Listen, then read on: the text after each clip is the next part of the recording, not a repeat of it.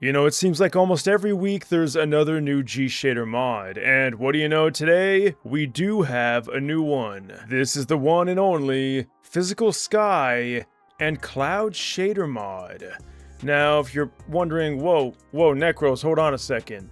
You've taken a look at like 2 Sky mods already, and you're right, one of them was just, well, skybox replacements, you know, nothing too crazy. But there also was another one, and oddly enough, it is the precursor to this add-on made by the same creator. But this one is vastly improved. We can see that it is currently active. Now, your mileage may vary depending on the map you're on. You know, it's not going to change the actual, like, light source of the terrain. And you can also sometimes see a physical seam where the new physical skybox or sky replacement is being applied. But that's very small stuff, and you're going to see why here in a second. These clouds are animated, and this looks absolutely sick. If we go ahead and actually turn it off, we can see this is the normal sky. Definitely gotta wait for the HDR to kind of take effect. There we go. Now that we've adapted to the exposure, let's go ahead and turn that back on. It is such a crazy difference, and there are a ton of different things you can do to fully customize this to whatever it is that you want. We have turbidity. This is going to, I guess, affect the lightness. Now, I'm not going to know the exact correct terminology for all these settings. They change an incredible amount of things on here, but it's also very simple. They're just simple sliders. So yeah, we can adjust this to wherever you want it to be, kind of have it a bit more darker near the horizon there. That was my quest 3, ignore that. Alright, let's go ahead and go into Sky Exposition. This is going to also dramatically change the darkness of the sky. Now, it's important not to change it too much, because, well, you'll get this instead. We also have the density.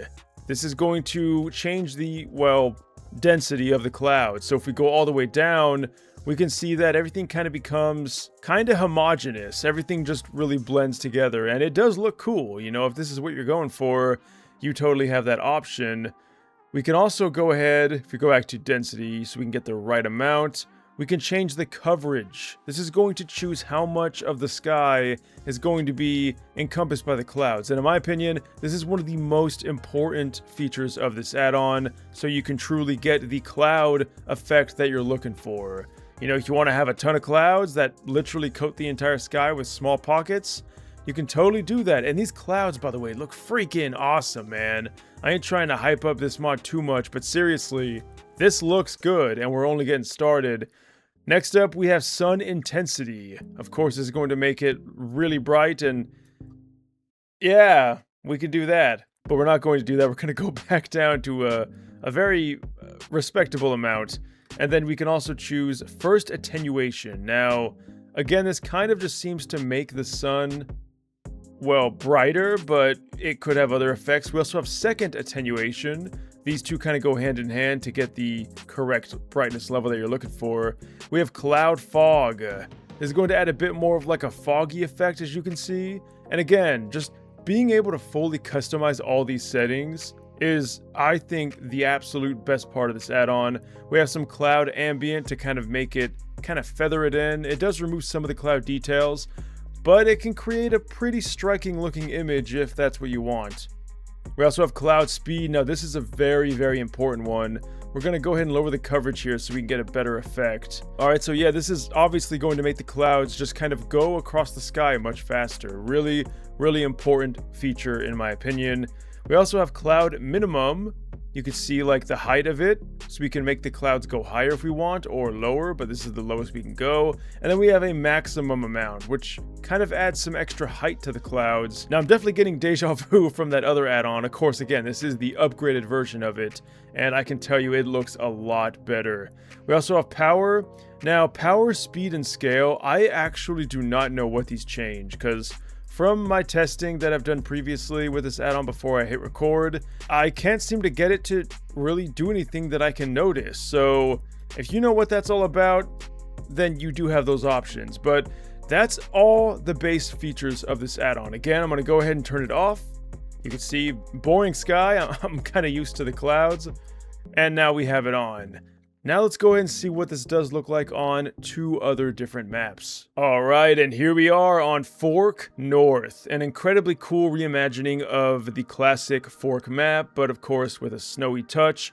Ignore the missing textures. I don't have Half-Life 2 Episode 2 enabled right now because I had to reinstall my whole system not too long ago, and I have not re-downloaded Half-Life 2 Episode 2. I know that's probably like blasphemy for this channel, but I'll get onto that. Anyway, we're not really going to be focusing on what's on the ground. Of course, we're going to want to be looking up. And when you do look up, you're going to notice this map has a beautiful, beautiful looking skybox. No complaints here. But these clouds, looking pretty static. We could definitely do better, right? And we're going to go ahead and turn on the physical sky shader. And look at this. We have clouds that are moving. Now, of course, again, if you want to go back to default, well, that's with it off. This is default. It looks beautiful, and I'm going to be real with you guys. If you just turn on the default settings for any map, that's probably going to be good enough. But the fact that we get all these sliders, which I feel like I didn't really get to show off, here's all the sliders right here. Tons of options here, and really, really cool stuff. I just didn't want to cover the entire screen with this so that you guys couldn't see what was going on. But yeah, we're going to go ahead and change the density here. I'm going to look up higher up in the sky. Coverage, again, very important. I feel like there'd be a lot of clouds on this map because of the snowy nature, of course. Now, a lot of these settings you do want to be very careful adjusting because even small adjustments can lead to pretty incredible outcomes. All right, it looks incredible. I am so happy with this add-on. Let me know what you guys think down below, though, about these types of add-ons. I know I've done quite a few G-Shader. In fact, I think I've done all the G-Shader add-ons that have come out so far. I might have missed 1 or 2. And I plan on doing those if I haven't already, and any that come out in the future. So this looks good. I'd say this is a definite improvement, although we do kind of miss out on the beautiful blue sky that we have here in the base one. And last but certainly not least, we have the skate park. Now, this already kind of has a pretty overcast looking sky, not really a lot of details, definitely no blue sky peeking through, but again, we can fix that. We're gonna go ahead, go into post-processing shaders, turn on physical sky, and lo and behold, now, if you told me this was not an improvement, I would say you are a liar. Take a look at that. So static, and even the resolution. No offense to the map creator, of course. I'm not trying to hate on like skyboxes in every map, but I'm just trying to show that this can give you a pretty staggering different look. It looks beautiful, man. This looks so sick. I am a big fan of this. Now, again, we do have the settings we had for the last map. We can go back to defaults, turn it back on, and here we have it. It's beautiful, and we're going to go for a different type of density and coverage here.